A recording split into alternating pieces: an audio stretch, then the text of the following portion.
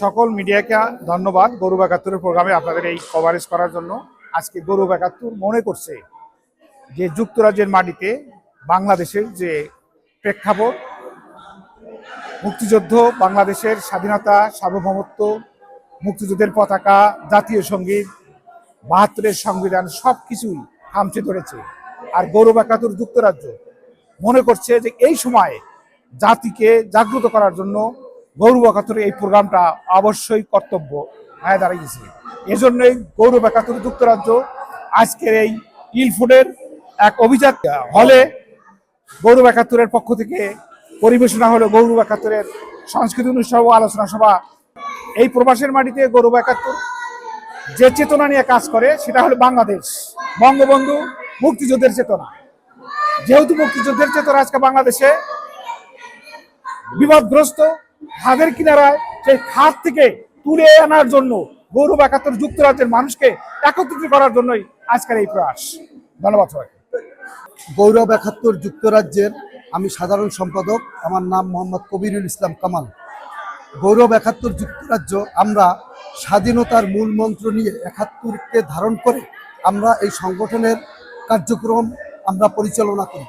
গৌরব একাত্তরের সাথে ৫২-র ভাষা আন্দোলন, ৫৪-র নির্বাচন, ৬৬-র ৬ দফা, ৬৯-এর গণঅভ্যুত্থান, ৭০-এর নির্বাচন, সর্বোপরি মহান স্বাধীনতা সংগ্রামের মাধ্যমে ১৯৭১ সালে মহান বিজয়ের মাধ্যমে আমরা যে লাল সবুজের পতাকা পেয়েছি, সেই একাত্তরকে ধারণ করেই, মুক্তিযুদ্ধকে ধারণ করে, জয় বাংলা স্লোগানকে ধারণ করে গৌরব একাত্তর যুক্তরাজ্য পরিচালিত হচ্ছে। আজকের জয় বাংলা, বঙ্গবন্ধু, স্বাধীনতা পদে পদে লাঞ্ছিত, ধূলিসাৎ এবং তারা এর নাম মুছে ফেলতে চায়। কিন্তু আমরা গৌরব একাত্তর এই সংগঠনের ব্যানারে যুগে যুগে, বছরের পর বছর সব সময় আমরা সোচ্চার কণ্ঠে এর প্রতিবাদ প্রতিরোধ গড়ে তুলব, যাতে একাত্তরকে কেউ ভুলণ্ঠিত করতে না পারে, ওই রাজাকার এবং বাংলাদেশকে যাতে পাকিস্তানি প্রেতাত্মারা দখল করতে না পারে, সেই ব্যাপারে আমরা সর্বদা সজাগ থাকব। মজুদ প্রজন্মকে নিয়ে বাংলাদেশকে এবং বাঙালিকে আমরা সম্মিলিতভাবে, ঐক্যবদ্ধভাবে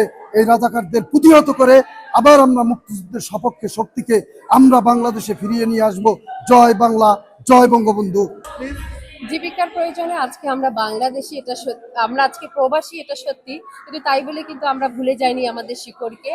আমাদের এই দেশের প্রতি ভালোবাসা, মমত্ববোধ থেকে আজকে গৌরব একাত্তরের পক্ষ থেকে আমরা আমাদের বিজয় দিবস উদযাপন করেছি।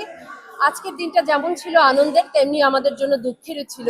যেই মুক্তিযোদ্ধারা তাদের জীবন বাজি রেখে আমাদেরকে মুক্ত করেছে, স্বাধীন করেছে, একটি মানচিত্র, একটি পতাকা, একটি জাতীয় সঙ্গীত উপহার দিয়েছে, বিশ্বের দরবারে আমাদেরকে স্বাধীন জাতির মর্যাদা দিয়েছে। আজকে যখন দেখি বাংলাদেশে তাদেরকে অপমান করা হয়, জুতোর মালা দিয়ে ঘোরানো হয়, এটা বাঙালি জাতির জন্য অনেক লজ্জার। আমি বাঙালি হিসেবে এর তীব্র নিন্দা জানাচ্ছি এবং সকল মুক্তিযোদ্ধাকে বলতে চাই, আপনাদের এই প্রজন্মের সবাই আমরা অকৃতজ্ঞ না, আমরা আপনাদের শ্রদ্ধা করতে জানি, ভালোবাসতে জানি। তাই আজকের এই অনুষ্ঠানে আমরা অনেক মুক্তিযোদ্ধাকে আমন্ত্রণ জানিয়েছিলাম, যাদেরকে আমরা সম্মান জানিয়েছি। আর আমরা যতই আয়োজন করি না কেন, যদি আমাদের নতুন প্রজন্মের উপস্থিতি না থাকে, আমাদের নতুন প্রজন্ম আমাদের বাংলাদেশকে না জানে, আমাদের সব আয়োজনই বৃথা আমি মনে করি। সেই জন্য আজকের অনুষ্ঠানে আমরা অনেক ছোট ছোট বাচ্চাদেরকে ডেকেছিলাম।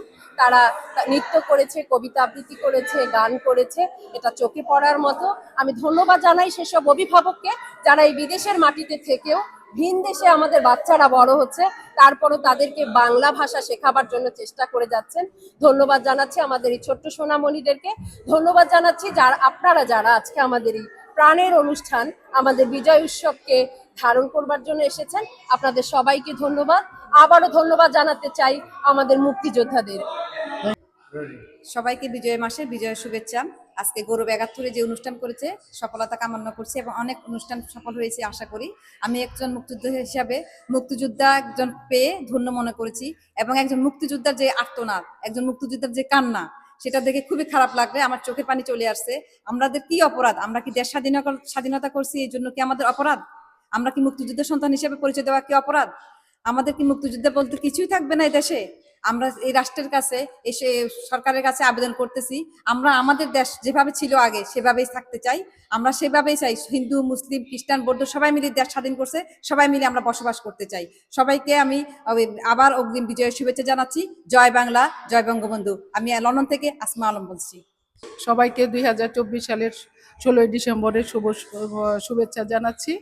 আমি বাংলাদেশের প্রতিটি নাগরিকের জন্য নিরাপত্তা চাই এবং আমাদের আওয়ামী লীগ সমমনা, আমাদের সনাতনী ধর্মের যারা আছেন, ইভেন আমাদের প্রত্যেকটি নাগরিকের এই নূতন গভর্নমেন্টের কাছে আমি তাদের নিরাপত্তা চাচ্ছি।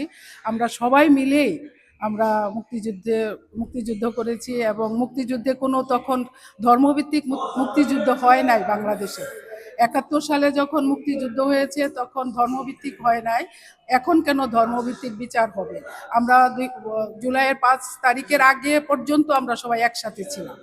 আমার ফেসবুকে এই স্ট্যাটাসটাই আসছিল, তারপরে সেটা তারা আমাকে ডিলিট করতে বাধ্য করেছে। 6 থেকে কেন আমরা আলাদা হয়ে গেলাম? তখন কেন আমরা বিধর্মী হয়ে গেলাম? আমাদের কেন ভারত যেতে হবে?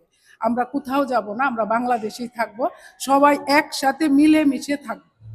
এটাই আমাদের একমাত্র এখন ব্রত, আমাদের এইটাই এখন চাওয়া এই নতুন গভর্নমেন্টের কাছে। আমাদের নির্বাচন হয়ে যাক, রাজনৈতিক দলের হাতে যখন আসবে, আশা করি আমাদের দেশ আবার আগের মতোই হবে, সেকুলার বাংলাদেশ। জয় বাংলা।